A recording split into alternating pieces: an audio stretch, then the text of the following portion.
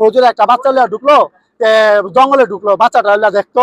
আমাদের মা বোন কেন রাস্তাঘাটে চলতে পারবো না, কেন? আমরা সরকারের কাছে এটা প্রতিবাদ চাই। একটা লোক হাইছে আওয়ার পরে বলতেছে একটা মোল্লা একটা ছোট বাচ্চারে নিয়ে ভিতরে ঢুকছে। আমি যোগালি কাজ করি, যখন আমি ওখানে গিয়ে কথা ছিল আমার আছে কাজ হয় নাই, কইছে আচ্ছা অবস্থা গেলে আচ্ছা তোমার কাজ হবে না। তার কথা আমি বয়া থেকে দোকানদারের লাগে চাচু আমার খাওয়া দিল, তখন আমি বললাম আপা আমি বাচ্চা নিয়ে আসলাম, দূরে থেকে ফলো করলাম, বাচ্চা নিয়ে আসলো, বাচ্চা নিয়ে আসলা জঙ্গলে ঢুকতেছে, জঙ্গলে যাও, তখন আমি ফলো করলাম। হুজুর মানুষ একটা বাচ্চারা শিশু বাচ্চারা জঙ্গলে ঢুকতেছে, কে সমস্যাটা কি, এটা কি ব্যাপারটা কি দেখি। এটা সন্দেহ করে রিস্কালা বাইরে আমি ধরলাম, রিস্কালা বাইরে ঘুরতেছে, আবার ফোনে কথা বলতেছে। আমি বললাম ট্রেন একটা হুজুর দেখলাম, হুজুর একটা বাচ্চা লিয়া ঢুকলো, জঙ্গলে ঢুকলো, বাচ্চাটা লিয়া দেখতো। তাহলে হ্যাঁ আমি হ্যাঁ বিয়ে খুঁজতেছি, হ্যাঁ আমি খুঁজতেছি। তাহলে আমরা ভাই আহান যাই, তাহলে আমার শরীর শক্তি নেই, আমি অসুস্থ মানুষই। আমাদের রিস্কালা বাইরে করলাম, বলে তুই ঢুকা গিয়া দেখে ওই খোলা ব্যবহার করতেছে। পরে দেখা তোমার দুঃখ লাগলো আমাদের মা বোন কেন রাস্তাঘাটে চলতে পারবো না, কেন? আমরা সরকারের কাছে এটা প্রতিবাদ চাই, আমরা সরকারের পাবলিকের কাছে প্রতিবাদ চাই, আইনের লোকের কাছে আমরা প্রতিবাদ চাই। আমাদের মা বোনকে বাড়তে থাকবো না, ঘুরে থাকবো না।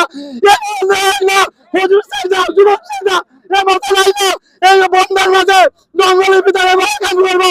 আমরা দেশের সরকারের কাছে আমরা বিচার চাই। আমরা যারা পাবো, আমরা যারা পাবো তারা আমরা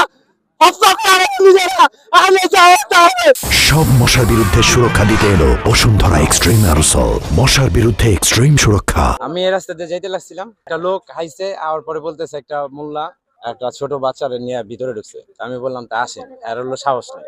পরে আমি রিক্সা রাইখা ভিতরে ঢুকছি, যা দেখি পিচির সাথে খারাপ কাজ করতেছে। পরে শহরে ধরে নিয়ে গেছি, আমি একলা পারি না, ভাই একটু সহযোগিতা করছে। পরে নিয়ে যাওয়ার পরে মেন রাস্তায় বাইরে হয়েছি, ভাইরা আইসে আওয়ার পরে স্যারেরা আর কি র্যাব ডাইন সাইডে ঢুকছিল, হেরাবার আওয়ার পরে জিজ্ঞেস করছে কি হয়েছে, পরে বলছি। পরের ফলে হ্যাঁ গো র্যাপের সহযোগিতা লইছি আমরা, ঠিক আছে। আর একলা তো সম্ভব না, র্যাপের সহযোগিতা লইছি। আর যে নাকি কাজটা করছে দেন না, ওর সাথে পারি না, পুরো প্যান্ট পুন ছিঁড়ে লাইছে। পরে আমার কাছে একটা রশি আছিল, রশিতে বাঁধ দিয়ে মেন রাস্তায় নিয়ে গেছে।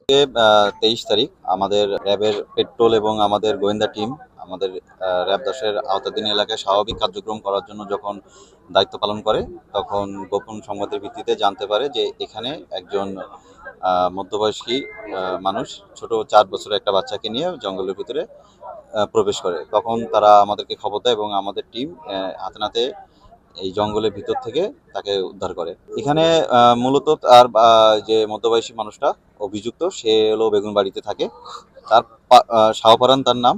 সে তার পার্শ্ববর্তী একটা মেয়েকে প্রলোভন দেখিয়ে এখানে নিয়ে আসে এবং তার উদ্দেশ্য ছিল মেয়ে করার, এবং সে লোকটা স্বীকার করেছে যে সে তাকে খারাপ কাজের উদ্দেশ্যে এখানে নিয়ে আসা। পরবর্তীতে আমরা তাকে আটক করি, আটক করে তার পরিবারকে খবর দিই। তার পরিবার আসে, এসে তাকে চিনতে পারে যে সেই কাজ করে। সে আমাদের যে অভিযুক্ত, সে মূলত একজন চা বিক্রেতা, সে ফ্লাক্সে করে চা বিক্রি করে এবং তার এরা অনেকদিন ধরেই সে এটা ওত পেতে ছিল যে মেয়েটাকে সে তার লালসা স্বীকার করবে, এবং সে এই উদ্দেশ্যে এখানে নিয়ে আসে এবং আমাদের র্যাবের টিম, আভিযানিক টিম তাদেরকে হাতে নাতে আটক করে।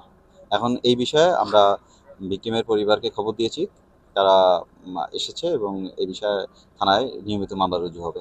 বাচ্চাটা সুস্থ আছে। আমরা আসলে দুর্ঘটনাটা ঘটার আগেই তাকে আটক করতে সক্ষম হই, সুতরাং সৃষ্টিকর্তার এতে বাচ্চাটার কোনো ক্ষতি হয় নাই, এখনো পর্যন্ত কোনো ক্ষতি হয় না। পরবর্তীতে আমরা তো নিয়মিত মামলা রুজু হলে মেডিকেল করা হবে, সেক্ষেত্রে পরবর্তীতে এক্সপার্ট ওপিনিয়ন পর্ব জানা। প্রাথমিকভাবে আমরা যেটা মনে করছি যে আসলে আমরা তার বাচ্চাটার ক্ষতি হওয়ার আগে তাকে আটক করতে সক্ষম।